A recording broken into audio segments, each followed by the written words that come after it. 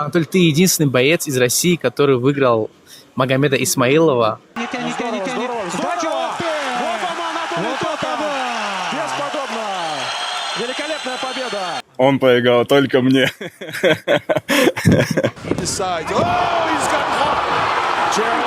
Ты понимал, что происходит? Или ты был в легком нокдауне? Сергей Калинин, твой спарринг-партнер. Выскальзывает! Ой-ой-ой-ой-ой! Вот это да! Друг, мой одноклубник. Он сейчас будет защищать свой титул в бою против Фаридуна Одилова из Таджикистана. Фаридуну, своего соперника, еще один хороший. Еще добивание. О, посмотрите. Что ты думаешь об этом противостоянии? Они просто наш вид спорта принизили в тот момент, когда вот эта вся потасовка. Я обязательно это интервью покажу Камилу Гаджиеву. Скажу: Камил, сделай интересное предложение Анатолию Токову.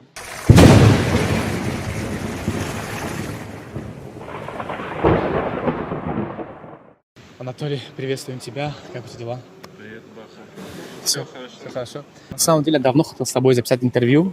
Анатолий, ты единственный боец из России, который выиграл Магомеда Исмаилова. Но при этом, смотрите, если сейчас тест довернет, кстати, может пойти. Здорово взял Анатолий Токов. Фиксирует ногу. Здорово. Вот он, Анатолий Токов! Бесподобно! Великолепная победа! Если я не ошибаюсь, или кто-то еще выиграл его. Я знаю, что француз его выиграл еще. Может Ты. быть, честно Но говоря. если человек... Я скажу так, по словам Маги, он проиграл только мне. Вот, тебе реванш интересен с ним, если тебе предложат хороший гонорар, хороший хайповый бой с Магомедом Исмаиловым, это для тебя вообще интересно? В принципе, как бы, я думаю, интересный бой будет. Тут даже дело не только в гонораре. Есть такие моменты, я там в одной организации, у меня свои там правила, да. Есть, он как бы в России дерет. И тут много таких моментов, которые надо будет согласовывать, решать. Вот, то есть, так скажу, не было такого какого-то предложения, чтобы мне даже что-то можно было на него ответить.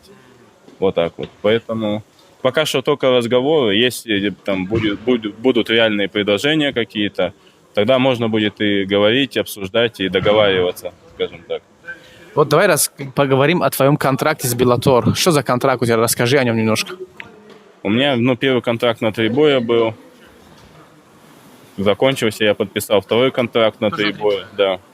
2 уже провел, у меня получается по контракту еще 1 бой в Беллаторе, да. Я думаю и надеюсь, что это все-таки будет бой с Мусаси. Вот. Жду даты, как бы, пока переговоры идут. Слушай, Анатолий, я посмотрел твой бой в Беллаторе, когда ты пропустил этот удар, упал в нокдаун. Что было у тебя перед глазами вообще? Что ты чувствовал в тот момент? Понял, я пропустил.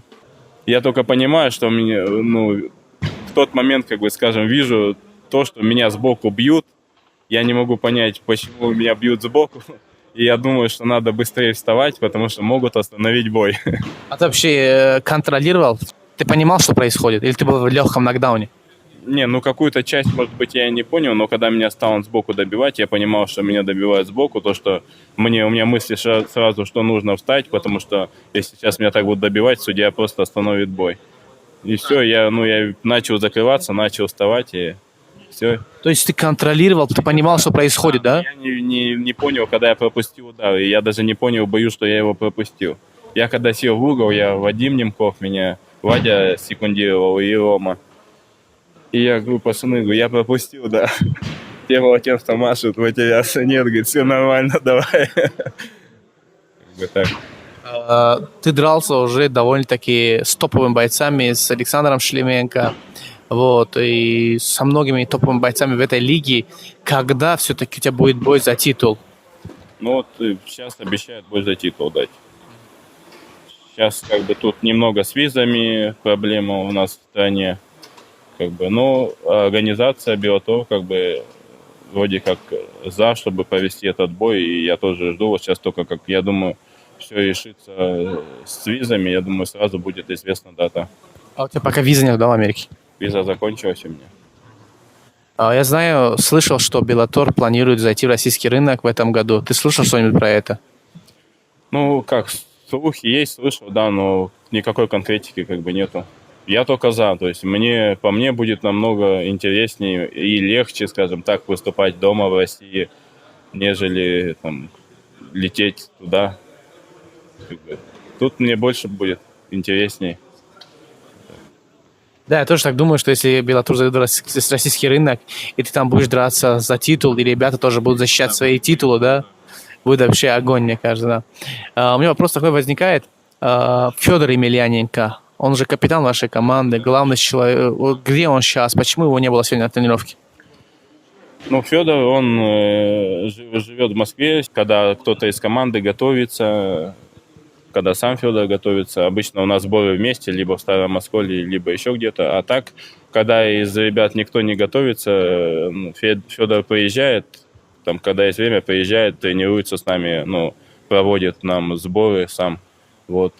А так, ну, приезжает, уезжает, вот так. Немножко расскажи о сборах, немножко расскажи о подготовке в этом зале. Как вообще попасть сюда? Как могут ребята, допустим, из других городов приехать, готовиться с тобой? Это возможно? Вообще никаких проблем нет. Да, я иногда слышу, что да вот, там никто, туда нельзя попасть, еще что-то. Нет, пожалуйста, любой желающий, пожалуйста, можно договориться с тренером. Тренера никогда никому не откажут. У кого есть желание, те приезжают и тренируются. Тут даже многие, кто приезжают, ребята, многим делают проживание бесплатно. То есть проблем вообще никаких нету. Если не бесплатно, то тут цена недорогая в гостинице. Вот. Расскажи о Шарафе, как вы подружились с ним, познакомились? Он в армии служил, я в армии служил. У нас были сборы в Геленджике. Мы готовились к чемпионату СНГ. Вот. Ну и еще я в комнату заселяюсь. Шараф мой сосед по комнате, по койке. Вот как-то заобщались, дружились. Какие-нибудь шутки ваши, знаешь, вот я смотрю, в основном ваш инстаграм, просто ха-ха ловлю. Ну, там такие шутки, я их не буду говорить, связанные с полицией и с армией в том числе. Как человек хороший, добрый, такой общительный. И тренироваться с ним интересно. Он и подсказать может, и пошутить всегда. Обстановка веселая. Сергей Калинин, твой спарринг-партнер, Друг, мой одноклубник. он сейчас будет защищать свой титул в бою против Фаридуна Одилова из Таджикистана. Что ты думаешь об этом противостоянии?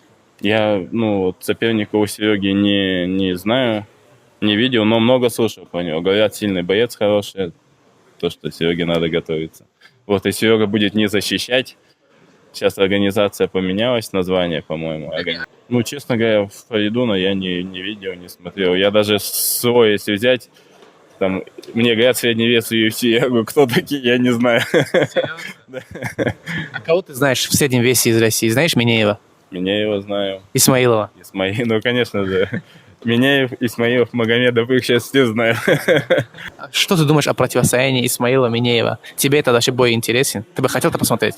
Ну, мне было бы интересно. У них первый бой был такой, скажем, интересный, напряженный, зрелищный. Тем более там судьи вынесли ничью. А как ты думаешь, там была ничья? Если честно, надо пересматривать. Я думаю, там один раунд какой-то должен это...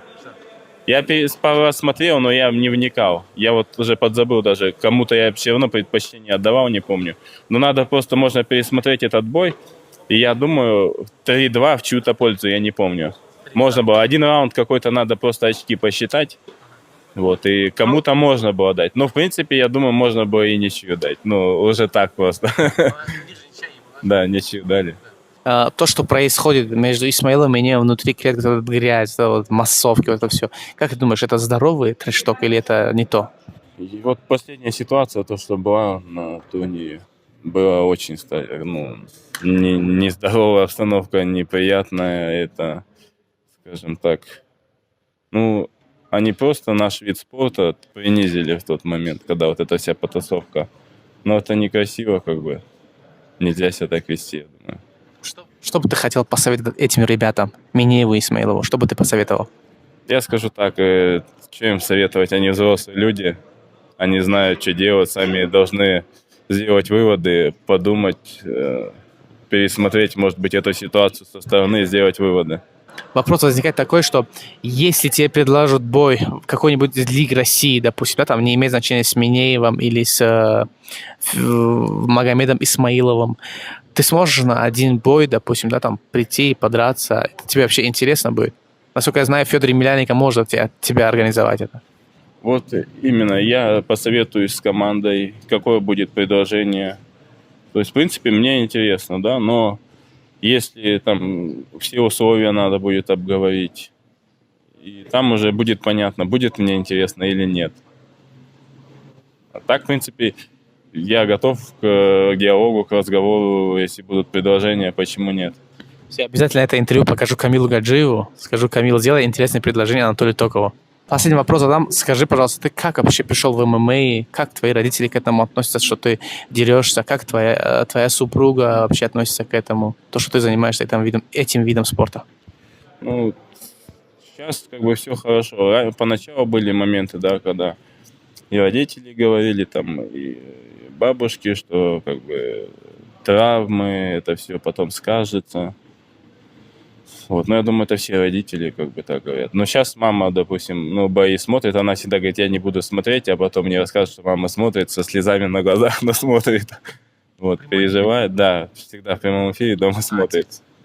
Папа тоже смотрит. Но папа относительно нормально. Он всегда звонит. Он меня всегда перед боями звонит и говорит, как мне вести бой. Я говорю: папа, ты, говорю, никогда не дрался. Нет, надо вот так и вот так.